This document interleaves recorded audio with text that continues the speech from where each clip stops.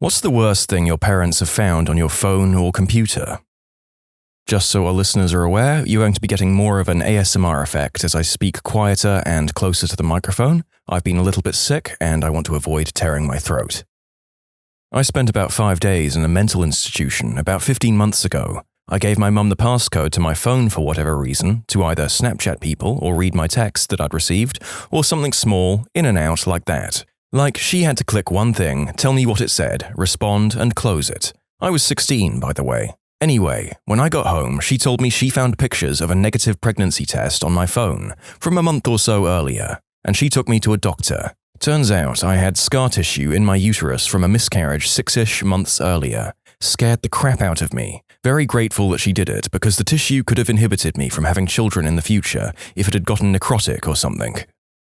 I lived with my aunt briefly when I was about 12 years old. One night my uncle hooked me up with a bunch of video games and installed them on my computer. My brother said he saw my uncle find my adult flick stash on my computer, but I assumed he was messing with me. Well, next morning, apparently, my very uptight aunt barged into my room while I was on the computer and told me, "There are some things on your computer you need to delete." I immediately realized my brother was telling the truth, so under my aunt's burning gaze, I went to the adult flick folder to delete it. Only I have so much adrenaline going through me that instead of just deleting the folder itself, I decide to click it open. So now there's a bunch of extra large thumbnails showing on my monitor of hardcore adult flicks, while my aunt is standing right behind me. This gives me another shot of adrenaline and my 12-year-old head is swimming. I try to select all of the files, but my hands are so damn wigged out now that instead of being able to select all the thumbnails to delete them, I keep just double-clicking on an image of a girl getting railed by some gorilla of a man. This happens around 3 more times as I'm physically unable to make my hand work the mouse properly,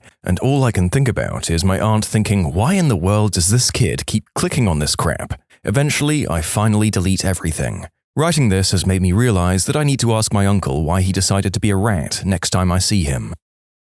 When I was 11, they found out I search, "Does white snow affect cows?" Well, does it? If I recall correctly, most mammals are affected by white snow. With a body weight like that, it's going to be expensive. I don't see what the problem is personally. I Google that kind of thing all the time out of morbid curiosity.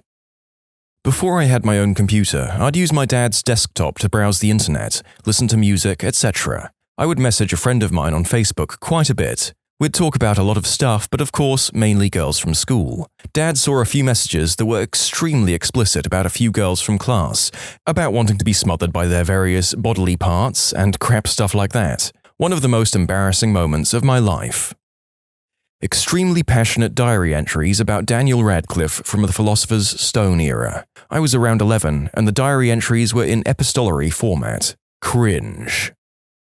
Back in 1999 or so, my mum was embarrassed that I had a song called Horny Horns on the computer when we had to get it fixed. I told her it barely had any lyrics and it wasn't naughty at all, but she was worried the computer guy would think it was. When we got the computer back, the guy said I had some interesting taste in music in there, late 90s techno, and she said, "See? The only reason he listened to it is because it had horny in the name.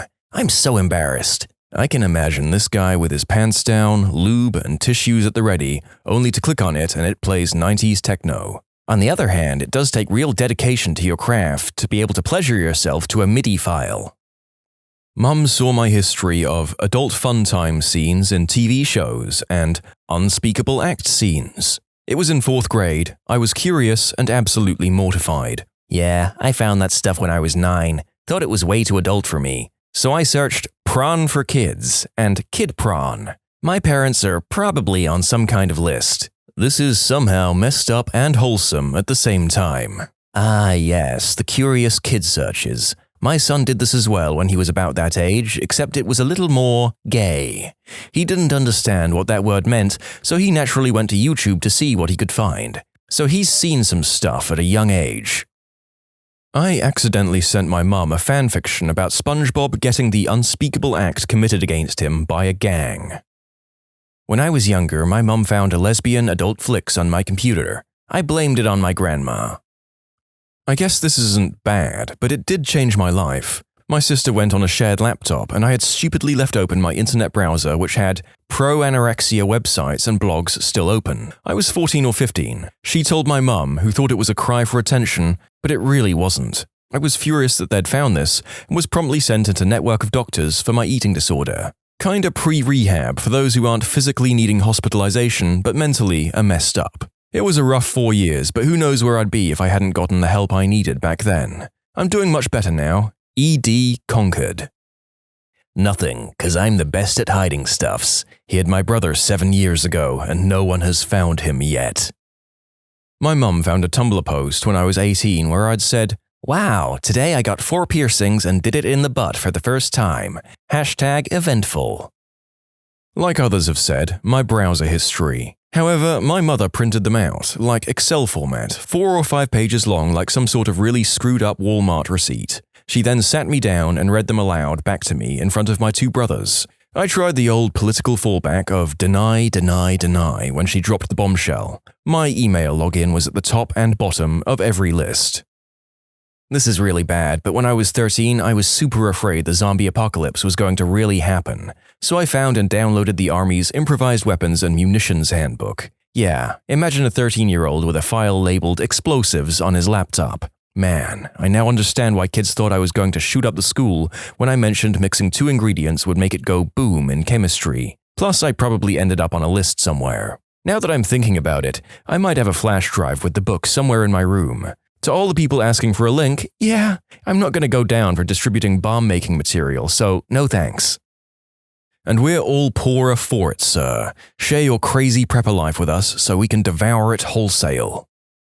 Wet, word for female anatomy, games.com. And then I learned about deleting history. Literally the same thing happened to me. All I think about is how happy I am I learned that lesson before I realized I was gay. Parents didn't find, I found on the family computer. My brother would stay up late and look up a bunch of adult flicks and he wouldn't clear the browser history. I, being a very nice brother, would clear it every morning. Eventually, I got so sick of having to do that I changed the desktop wallpaper to say, "Please remember to clear your browser history." That's pretty great. How did he respond to that? He probably thought it was from his parents. Imagine that feeling. I did this to my dad once. Looked up the song Redbone on his phone and it auto-filled to RedTube. Changed his home screen to an image saying, "Clear your history." I did a kind of similar thing to my dad once when I was 15. I was looking for a movie to watch on his computer. He torrents movies instead of buying them because he travels for work a lot and it's easier to have movies and TV shows on files rather than dragging DVDs and stuff around. But anyway, back to the story. And instead of having a nice Harry Potter movie to watch, I found his adult flick stash. I still to this day have no idea how I came across it, considering I've downloaded movies from his laptop numerous times. I renamed all the files to names like, "I know what you're doing," and "Ew," and "Father, I love you, but can you put these somewhere I can't find them, please?" I wonder if he found them. It has never once been discussed. My mum randomly asked for my phone, so I was like, "Sure." She went through my phone and I had forgotten that I'd downloaded a video from Pornhub about a few days before. She found it and it was a woman riding a guy on a couch. I was in 7th grade. Makes me cringe and laugh. Reminds me of my experience. She walked into the room I was in while I was on my laptop and read what I was reading over my shoulder. All adult fanfiction. I was like 12. She took my computer away and made me go pray. I'm female. I was around 12 years old when my dad found bondage searches on the computer. My searches for big-chested women as well. It was a very, very awkward talk. He taught me how to delete my browsing history too. I'm 23 now, so 11-ish years ago. We're best buddies and text basically every day. Even though his princess might have turned out to be into lesbian bondage stuff, I'm still his favorite kid, out of 5 kids. You're also my favorite out of his 5 kids. I was looking for a way to get high from household items. My mum was not happy or proud. She called me about it when I was 30 minutes into a weekend-long road trip. Sorry, Mum. When I was about 13, my mum found some satanic memes on my phone. They were jokes and pretty much parodies of just girly things on Tumblr. You know, like getting your nails matching with your best friend, just girly things. Like those, except she found one that went, Sacrificing your best friends to Satan and pledging your allegiance to the Dark Lord. Just girly things. With an image of someone holding a hammer and a nail on top of Justin Bieber's head, when he was just a coconut head, and ready to pound it. Some real edgy humor. Boy, did this land me in hot water. My mum found it, swore I was legitimately satanic, and started shaking and putting her hands over me talking about, "The power of Christ compels you, you leave, demon," and crap like that. Was I really satanic? No, just freaking edgy and dumb in the 8th grade. She tells the family she thinks I'm satanic. She tells the pastor at my local church that she thinks I'm being persuaded by Satan to do evil crap. That I'm giving into temptation. So cue me in this pastor's office as it's a private church/school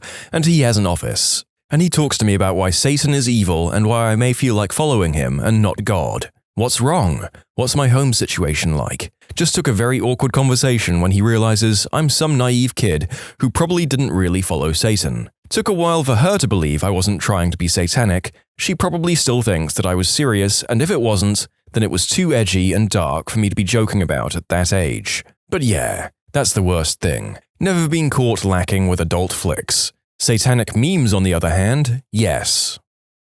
It does baffle me how much of children's moral guidance seems to be placed in the hands of religious leaders in some places, instead of, educators and trained caregivers. Also, the next video contains numerous references to a particular form of Japanese media consisting of tentacles and adult content. I've invented my own word for it so that this video doesn't get taken down and demonetized. Thanks.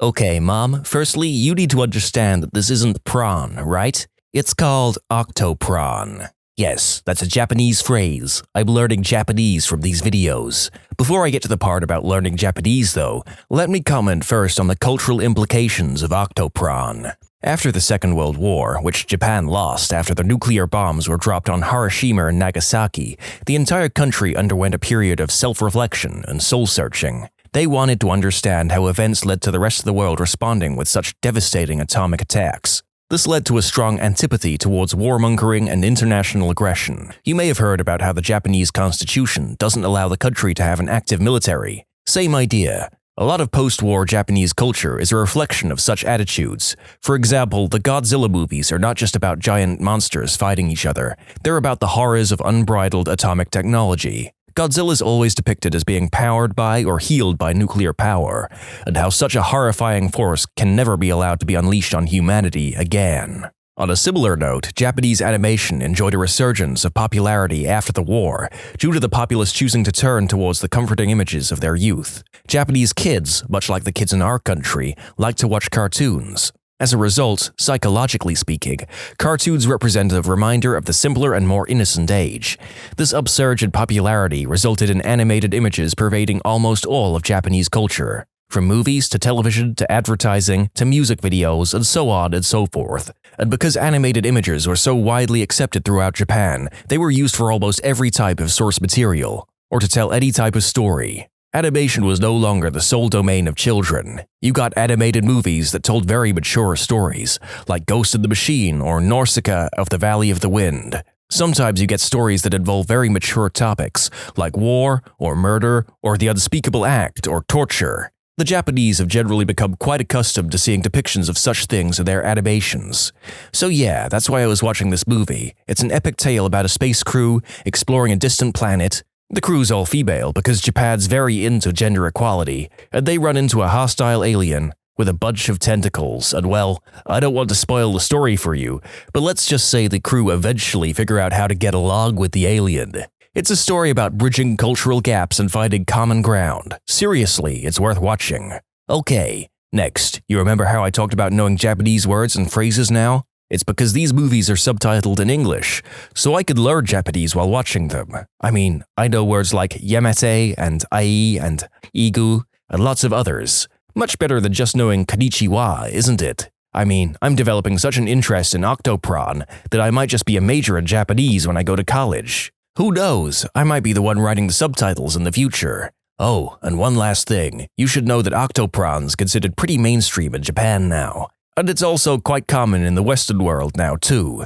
Everyone's watching it. I mean, if I don't watch it, I'd be seen as some sort of freak at school. You don't want your son to be some kind of pariah because he doesn't watch Octopron now, do you?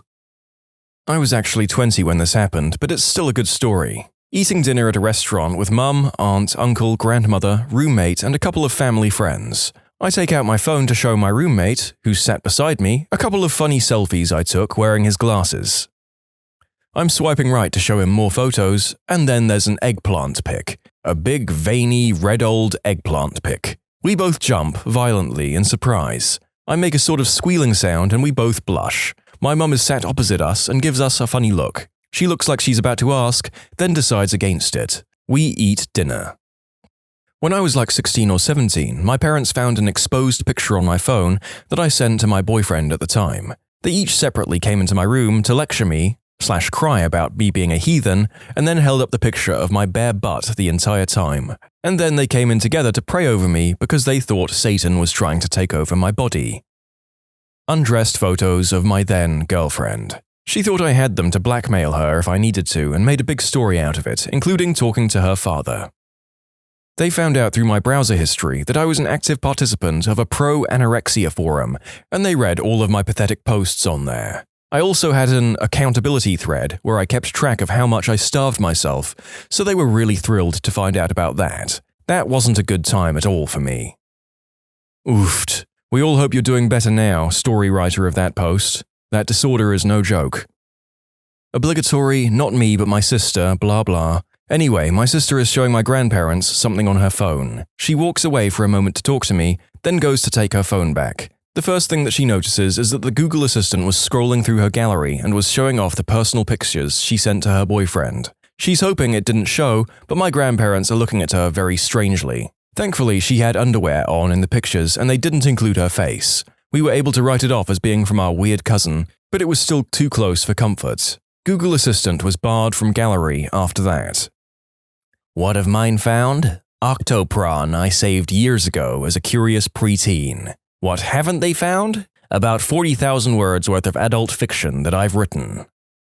So this was funny. I must have been about 15 at the time. My half-sister, 3 years younger, was caught by her dad looking up adult flicks. To be fair to her, my mum decided to search both hers and my search history. Oh no, JPEG. I played it cool while my mum scrolled through months of my search history. I sat in my room watching YouTube or browsing the internet every day. Lots of adult flicks. Worst thing she finds is a Shane Dawson video titled, "She Licked My Ball, XD," or something like that. Oh my god, what is this? It's just a silly YouTube video, click on it, it's okay, I swear. She gets bored after a few minutes. Continues scrolling for a few more months worth of search history. Okay, son, glad to know I can trust you. And gives me a hug. I pleasured myself that night to some hardcore crap, praying my thanks to the incognito gods. I regret nothing. One time back in the day, my brother printed out an exposed girl photo from our family computer and printer. It was not HD to say the least. He apparently hid it in the household computer desk. Mum confronts us a while later about a picture from a web address called Dumpster Hussies. We never got in trouble of any sort, but think she was more worried about viruses. Also, I'm pretty sure one time my mum went to the printer and there was a backlog of orders yet to print, and they were also adult flicks of some sort. When I was much younger, middle school, my mother happened to grab my phone to look for something, and just my damn luck, I'd forgotten to close out of the hub. Especially unfortunate was the fact that when I was 18 and abused ads played as a banner, and my unsuspecting mother tapped that ad, that's what she thought I was watching. So now she thinks I'm into that very unpleasant side of adult flicks, and I had quite the talking to. Thank God she didn't scroll down and see what I was actually watching. Embarrassing to admit, but gay stepbrother fanfiction. Between Will Ferrell and John C. Reilly? Phineas and Ferb? I went through a period where I obsessively looked at adult flicks, about 12 years old.